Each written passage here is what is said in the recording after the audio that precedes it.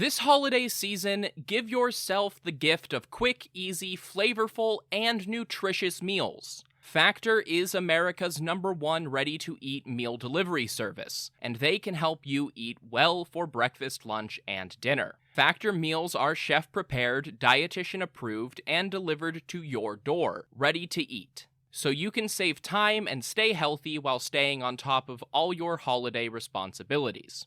Cross meal prepping off your to-do list with 35-plus fresh, never-frozen meals that are hot and ready in just 2 minutes. Factor offers options to fit your lifestyle and preferences, whether it's calorie smart, vegan and veggie, or their protein plus option. This December, get Factor and enjoy eating well without the hassle. Just choose your meals and enjoy.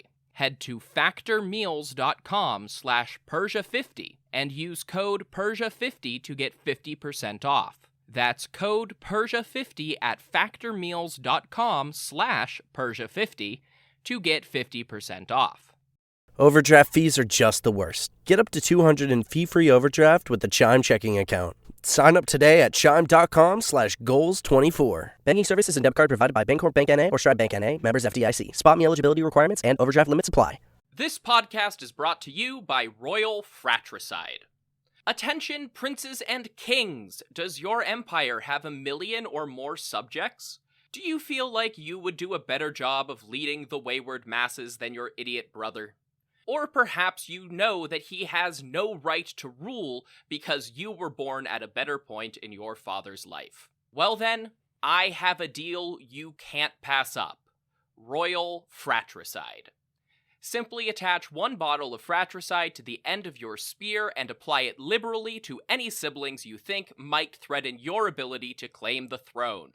Whether they have your father's favor, a cohort of annoying priests, or just bother you sometimes, Royal Fratricide will secure your position in the history books. Go to historyofpersiapodcast.com/Royal Fratricide and use promo code BROTHERS to get 10% off your kingship today. Royal Fratricide does not take responsibility for any coups, plots, or usurpations resulting from use. This ad is to be considered parody. Hopful Media does not endorse X sides of any sort. Please stab responsibly. History of Persia is a Hopful Media podcast production. This show is sponsored by BetterHelp Therapy Online. Life doesn't come with a user manual, so when life stops working for you, it's pretty normal to feel stuck. Imagine somebody who spent, say 25 years being really distracted, overwhelmed by clutter, and fluctuating between being really into obscure ancient history and not being able to find the motivation to do the dishes. That person is me, and apparently, if there were a user manual to life, it might have told me that I have ADHD and should talk to my doctor about that. Therapists are about as close to a manual as we can get. Folks who are trained to help you figure out challenging emotions and learn coping skills. BetterHelp has connected millions of people with licensed, registered therapists for convenient and secure online therapy. It's convenient and 100% accessible online. No waiting rooms, no traffic, and not even endless Googling of therapist near me. You just fill out a questionnaire and get matched with an appropriate therapist. And if it doesn't click, BetterHelp makes it easy to switch providers. Everyone deserves to feel their best, so get unstuck with BetterHelp. Learn more and save 10% off your first month at betterhelp.com/Persia. That's BetterHelp, HELP.com/Persia.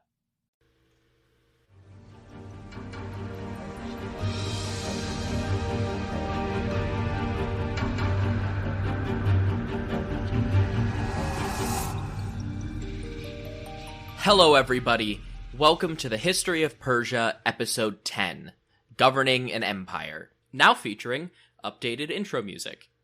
Today, we're continuing our discussion of the Persian Empire and culture beyond the regular narrative. Last time was all about artwork and architecture. This time we're going into how the early Persians actually organized and governed their new empire. When Cyrus the Great completed his conquest of Babylon in 539 BCE, the Persian Empire was a venture on a scale never before seen in the world. The Persian Empire under Cyrus was larger than any other kingdom that had preceded it, about 4 times larger than the next biggest competitor before them. That was New Kingdom Egypt at its height. I will continue to use the Achaemenid versus Teispid terminology that I talked about last week to describe the differences between the empire before and after the rise of Darius I, because Cyrus and his immediate successors had very different approaches to governing an empire than later Persian kings took. The difference may be best described as taking over old structures versus instituting new ones, or maybe less flatteringly as improvising versus organizing. When we get to Darius, I'll go into more detail about the different satrapies and territories within the Achaemenid Empire, but for now, I'll keep my focus on the Teispid period when Cyrus and Cambyses conquered kingdom after kingdom, but left the existing power structures relatively intact, just substituting a local king for an appointed satrap, and even then that was not always the case. Generally, Cyrus seems to have appointed one of his own to be in charge of a conquered territory. This includes figures like Tabalus and Harpagus, the Persian satraps in Lydia, Ukbaru and Gubaru in Babylon, and once they were old enough, his sons Cambyses and Bardia in Bactria and Central Asia. I'll have more to say about those two in future episodes. Almost all of the figures I just listed were Persians, or at least Medes, who seem to have been the only non-Persian group allowed to have power in the upper echelons of the Persian nobility. But as of now, the royal family is still fairly small and young, so we don't see too many of them appointed as satraps yet, just the 2 princes that I mentioned before. The sole exception that I've named so far is Ukbaru, the Gutian from the northeast fringes of Mesopotamia, who was the general leading the Persian occupation of Babylon, and he only reigned for 2 years before dying of old age, at which point the Persian Gubaru took his place. Some satrapal appointments eventually became hereditary, like in Lycia in southwestern Anatolia, and Bactria, sort of. It was almost always run by the crown prince, but many others just received unrelated governors appointed by the king. Oh, and that thing I just did, using satrap and governor, or satrapy and province, basically interchangeably, I'll probably do that a lot, just to get some word variety in here. Those are probably the best English translations. In some of the satrapies, viceroy might even be a better term, as it implies ruling near independently in the name of the king, which may have been more common during Cyrus's time than it was in better documented times of the empire's history. This is also probably a good time to address some of the terminology issues. Satrap is a Persian term, or at least kshathrapavan is the old Persian word that became satrap when it passed through Greek and Latin. In his histories, Herodotus also talks about hipparchs, who ruled great satrapies, under which there were many regular satrapies. We know very little about how exactly the Persian Empire and provinces were divided, so we can't say anything with certainty, but we don't have a Persian equivalent for hipparchs in writing anywhere. In some local sources, notably inscriptions from Lycia and Jewish records in the Bible, satrapal positions that became hereditary are called kings themselves, despite receiving their ultimate jurisdiction from the great king in Persia. Between this and actual vassalized kings, it's easy to see the origins and need for titles like Great King and King of Kings to assert Persian power over the satrapies. Speaking of satrapies, as a word for provinces, that seems to be an entirely made-up designation. While Old Persian does have satraps, there is not an equivalent-sounding word for the territory controlled by the satrap. There's the Old Persian word dayava, which loosely translates to lands, and seems to be the closest equivalent we see in any Persian documentation, But also lists of Dayava don't line up with what the Greeks tell us about the satrapies, so there's no real way of knowing. That said, I don't see how English, where earls rule counties and shires, and governors lead states and provinces, can criticize Persian for not having exact words for satrapy, even if that's what the Greeks called it. At the end of the day, satraps ruled divisions of the Persian Empire in the name of the king, and we can at least be sure of that. In the aftermath of Cyrus's conquests, it seems that the satraps stepped in to fill the role of the recently deposed kings, while most of the existing power structure and organization of the new province remained intact. We see this power structure idea in Lydia especially, where the decision to leave the native Pactuace in charge of collecting tribute backfired spectacularly, as seen in episode 6.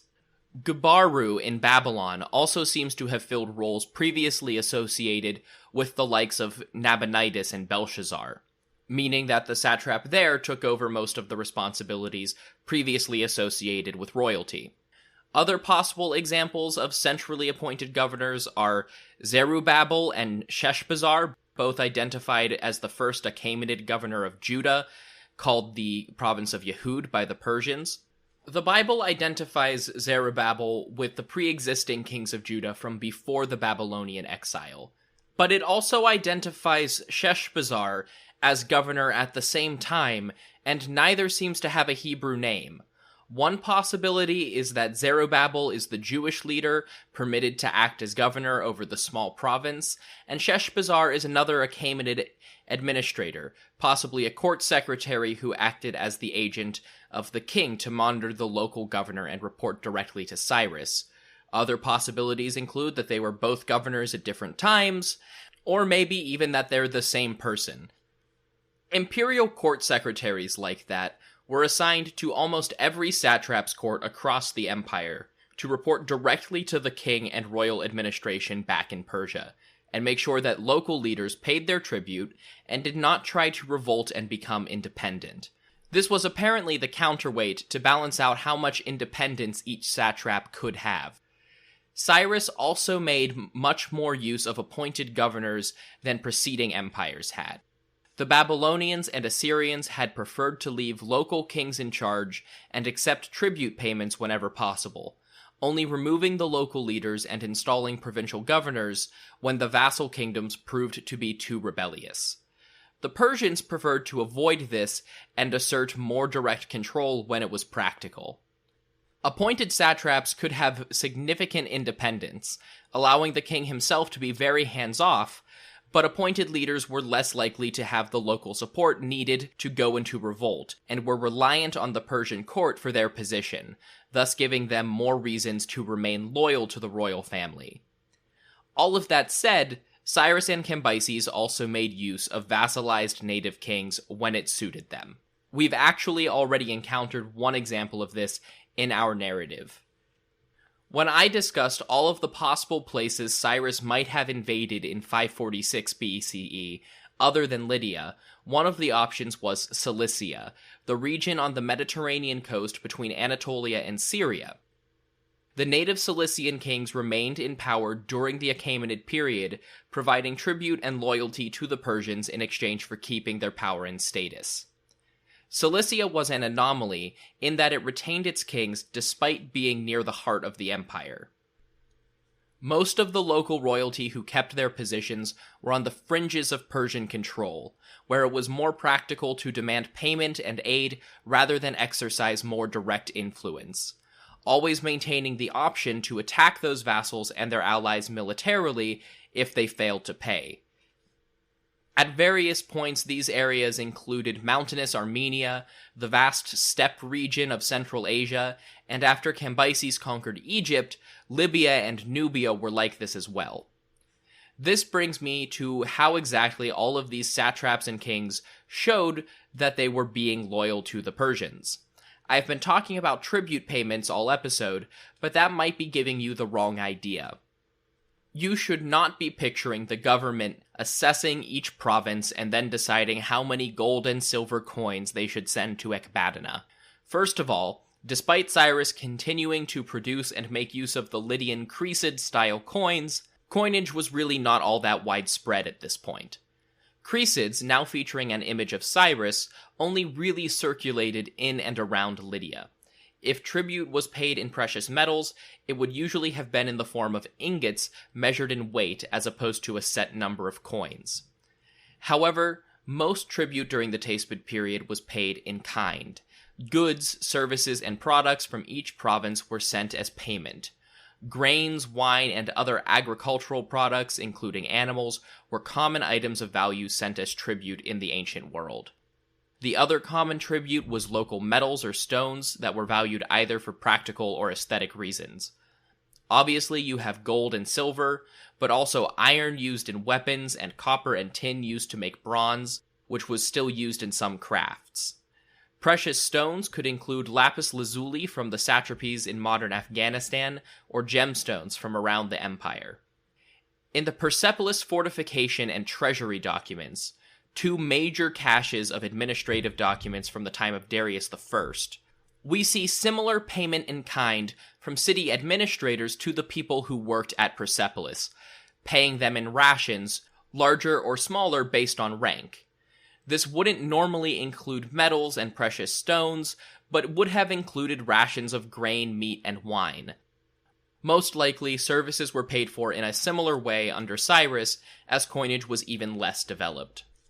People, either enslaved or voluntary, were often sent as part of the tribute as well.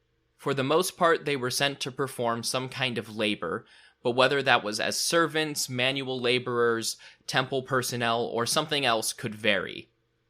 That runs back into the issue of slavery, and how it doesn't seem to have been prominent in the empire, but yet manages to appear all over the place. It was probably much more common under Cyrus than later kings, so I think I'll table a more detailed discussion about how slavery worked in the Achaemenid Empire for a later date. For now, I think the best interpretation is that slavery was not particularly common among the Persians, but there doesn't seem to have been any sort of abolitionist movement, and they don't seem to have shied away from slavery when it did appear in and around the empire. I have no interest in making excuses for ancient slavery. I hate that this still needs saying, but yeah, owning other people is a horrendous thing. However, it is still a part of the ancient world, and how it was implemented varied greatly from one culture to the next, so I will continue to address how the Persians used slaves as it comes up. But moving on. How did the Persians decide what and how much of any one thing was being sent? The answer seems to be on a case-by-case basis. If we work back from Darius, who claimed to be the first to assess each satrapy and establish regular taxes, then we can assume that Cyrus and his sons did not attempt to do so. However, we do know that tribute was paid, so it must have been negotiated or imposed when each new territory was incorporated into the empire. Whether or not the newly conquered people had a say in how much they were obligated to send to Persia each year. Happy New Year, everyone! If your New Year's resolution includes learning a new language, maybe because you want to connect with friends and family, or maybe to add a new and useful skill to your resume, then Rosetta Stone is for you. Rosetta Stone is the most trusted language learning program with more than 30 years of experience behind it. They offer 25 languages, including Spanish, German, Arabic, Persian, and Chinese, as well as a lifetime membership for you to buy now and get access to all of the lessons forever. Rosetta Stone has the best speech recognition technology of any language learning app out there to help you practice speaking and get feedback on your pronunciation.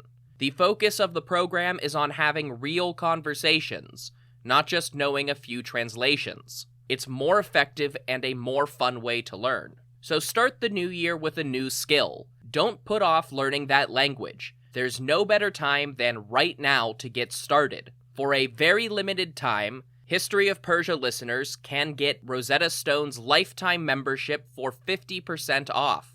That's 50% off, unlimited access to 25 language courses for the rest of your life. Redeem your 50% off at rosettastone.com/today. Probably varied based on how willingly they had submitted. How all of this worked within a given satrapy also seems to have been varied. It was up to the satraps and the existing local policy to decide how much tribute individuals in their jurisdiction had to pay. For instance, each Ionian Greek city seems to have been assessed individually by Lydia, but there's nothing to indicate that a similar system was implemented elsewhere. There is another category of payment that the Persians received. While formally organized satraps and kingdoms that had become vassals only after being defeated were required to pay a set tribute, there are other peoples, largely on the most distant fringes of the empire, that Herodotus describes as sending gifts. Some of these were tribute-paying provinces giving one large gift upon being conquered, in addition to their regular tribute, in which case the gift was more of a "please don't kill us" bribe. But other gift-giving peoples are deliberately listed apart from the tribute payers, and have been an object of speculation among scholars. It would seem that some peoples and tribes who were never defeated by the Persian army willingly sent gifts of resources and manpower to the Persians. Why? There's no way to say for sure, but one good explanation is that they were basically bribing the Persians to leave them be militarily, or hoping to have the Persians as an ally in their own local conflicts. These gifts were not sent on a regular schedule like tribute, but infrequently, whenever the gift-givers wanted to court favor with the Persian kings. Gift-giving kings, as willing allies and supplicants to the Persians, had even more independence than vassalized kings and satraps did, but at least as far as we can tell from later Persian records, were still claimed as part of the empire, and included in lists alongside lands ruled by the tribute payers. The political benefits to this relationship are obvious. The Persian king gets to claim an even larger empire and even more power, whether or not they could really exert it. And these smaller gift-giving kings got to have the greatest empire the world had ever seen on their side. Of course, all of the claims about territory that we have come from later kings, who even continued to claim territory that had been lost. But that is not unlike how Babylonians and Assyrians in ages past had talked up their territory. How the Teispid rulers specifically portrayed their control over any of their subordinates is unclear to us. But given the words of the kings before and after them, it was probably very similar. After all, this is the same Cyrus who claimed to be king of the world and king of the universe. With all these different provinces, all with varying levels of direct control, you'd think it was a nightmare to try and organize getting things, be those people, instructions, or tribute, from one place to another in the ancient world. After all, it's not like Cyrus and Cambyses could send an email to the satraps to remind them that it was tribute season again, or get a new lion-headed Rhiton with 2-day shipping. However, the Persian Empire benefited immensely by using the roads that had long been established as the paths of major trade routes throughout the Near East. Almost every major city of the age was a stop on at least one of these roads.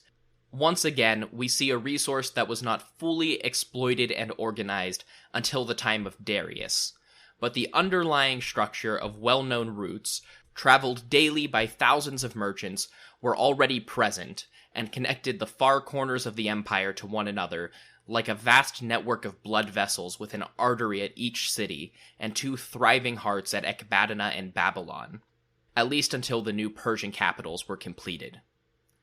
In the Teispid period, most of these routes were not organized and maintained as roads as we would usually think of them, though some segments may have been properly constructed infrastructure as early as the Neo-Assyrian period. It wouldn't be until Darius that a real road system was implemented across the empire.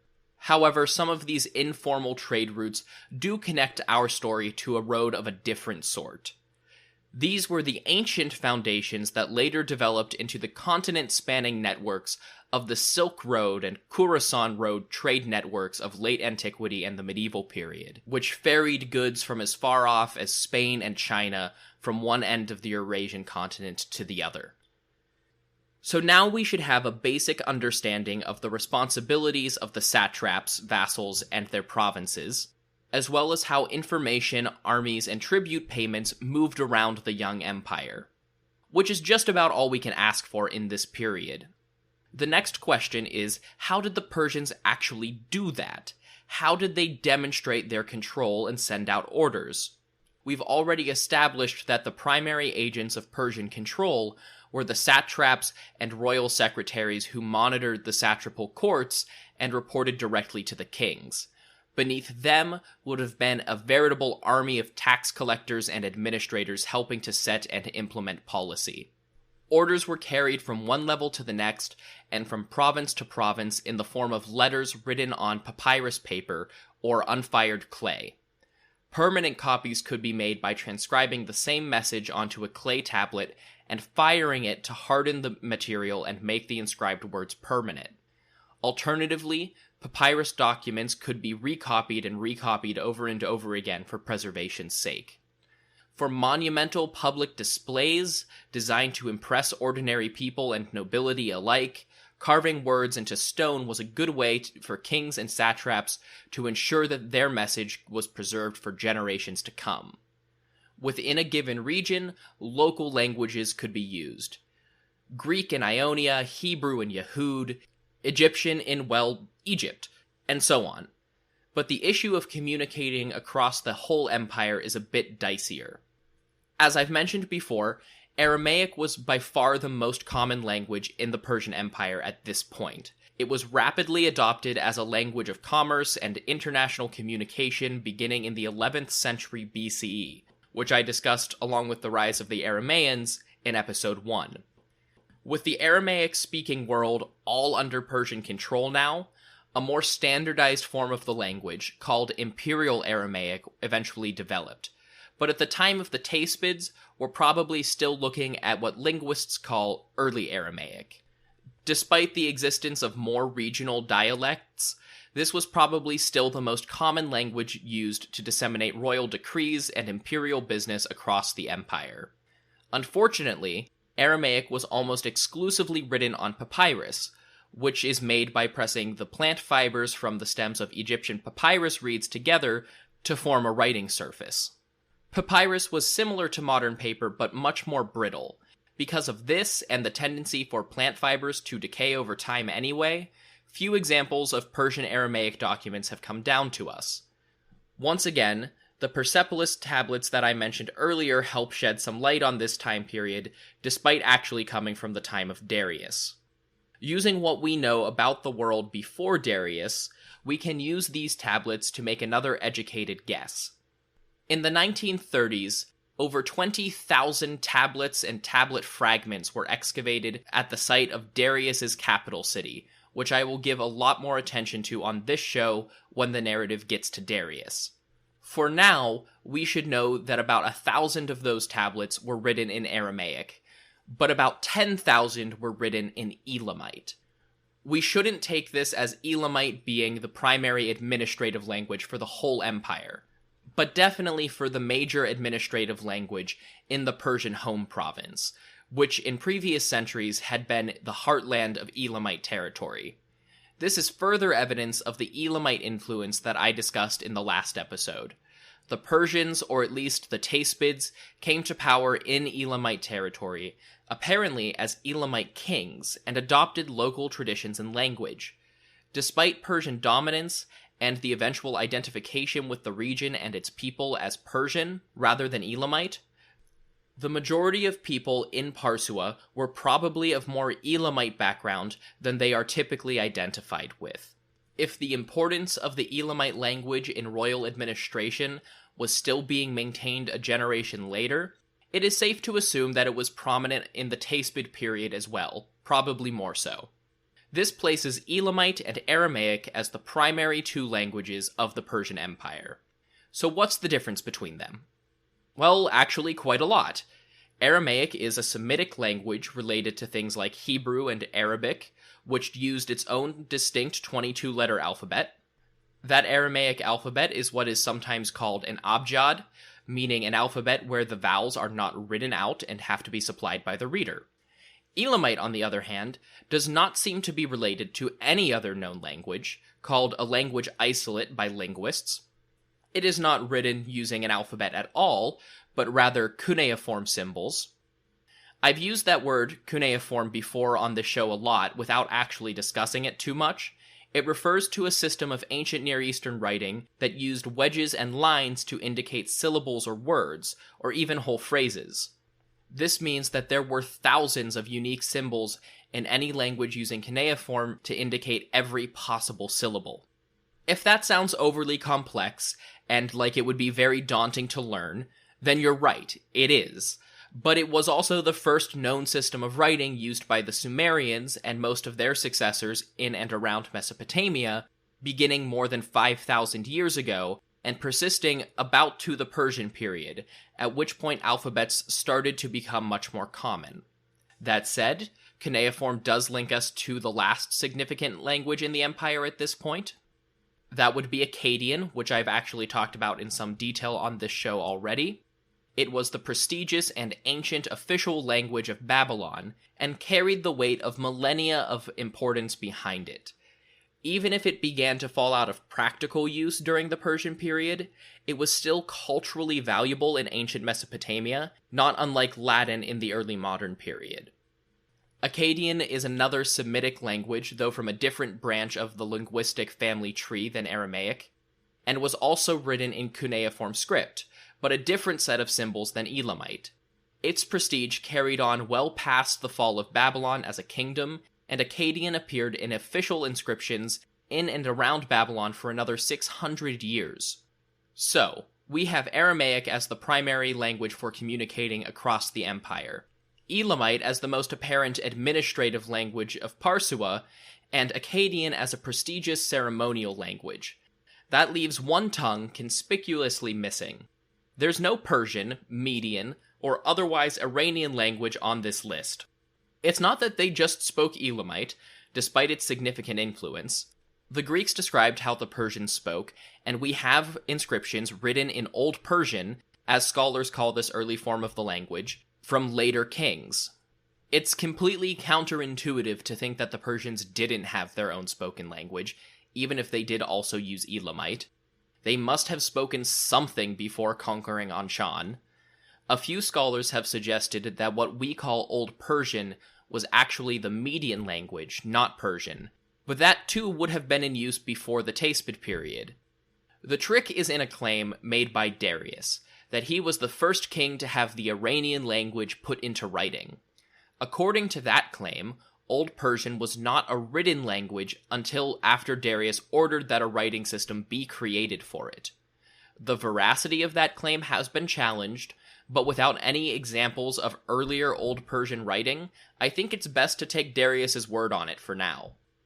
So during this period, Old Persian was probably in use as a spoken language by the Persians, and maybe the Medes, who ruled the empire, related to the many Iranian dialects spoken in the eastern and northern satrapies, and more broadly, part of the Indo-European language family, but with no written component as of yet. And so it wasn't part of the administration in any way other than being the actual language spoken out loud by the king. Well, there you have it. A vast system of satraps, vassals, and allies, spanning from modern Afghanistan to Turkey, with multiple major languages, connected by informal trade routes, and a variety of individual commitments. It sounds messy, but at least in the early decades of the Persian Empire, this was effective. It allowed Cyrus and Cambyses to establish control over a territory on a scale like nothing the world had ever seen, and laid the groundwork for their successors to establish more direct and organized rule. And I think talking about ruling is a good place to leave things off until next time, when I'm going to talk about kingship and the royal family in the Persian Empire. In the meantime, if you're looking for more information about the show, my list of sources, the Achaemenid family tree, the artwork from last episode, and maps of the Persian world up to this point, head over to our website at historyofpersiapodcast.wordpress.com. You can use the contact page there, or my email address, historyofpersiapodcast@gmail.com, to get in touch with me via email, or find me on social media. On Facebook, it's the History of Persia Podcast, and on Twitter, it's at History of Persia.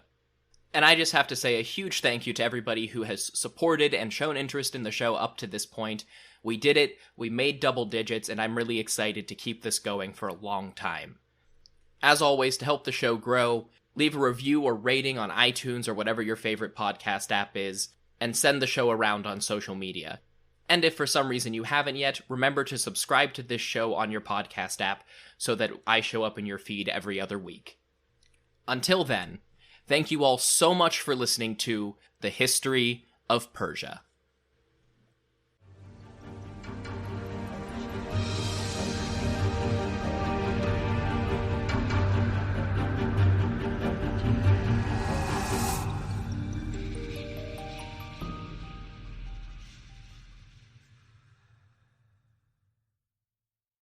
This podcast is brought to you by Royal Fratricide. Attention, princes and kings! Does your empire have 1 million or more subjects? Do you feel like you would do a better job of leading the wayward masses than your idiot brother? Or perhaps you know that he has no right to rule because you were born at a better point in your father's life. Well then, I have a deal you can't pass up. Royal Fratricide. Simply attach 1 bottle of fratricide to the end of your spear and apply it liberally to any siblings you think might threaten your ability to claim the throne. Whether they have your father's favor, a cohort of annoying priests, or just bother you sometimes, Royal Fratricide will secure your position in the history books. Go to historyofpersiapodcast.com/Royal Fratricide and use promo code BROTHERS to get 10% off your kingship today. Royal Fratricide does not take responsibility for any coups, plots, or usurpations resulting from use. This ad is to be considered parody. Hopful Media does not endorse X sides of any sort. Please stab responsibly. This podcast is brought to you by Royal Fratricide. Attention, princes and kings! Does your empire have 1 million or more subjects? Do you feel like you would do a better job of leading the wayward masses than your idiot brother? Or perhaps you know that he has no right to rule because you were born at a better point in your father's life. Well then, I have a deal you can't pass up. Royal Fratricide. Simply attach 1 bottle of fratricide to the end of your spear and apply it liberally to any siblings you think might threaten your ability to claim the throne. Whether they have your father's favor, a cohort of annoying priests, or just bother you sometimes, Royal Fratricide will secure your position in the history books. Go to historyofpersiapodcast.com/Royal Fratricide and use promo code BROTHERS to get 10% off your kingship today.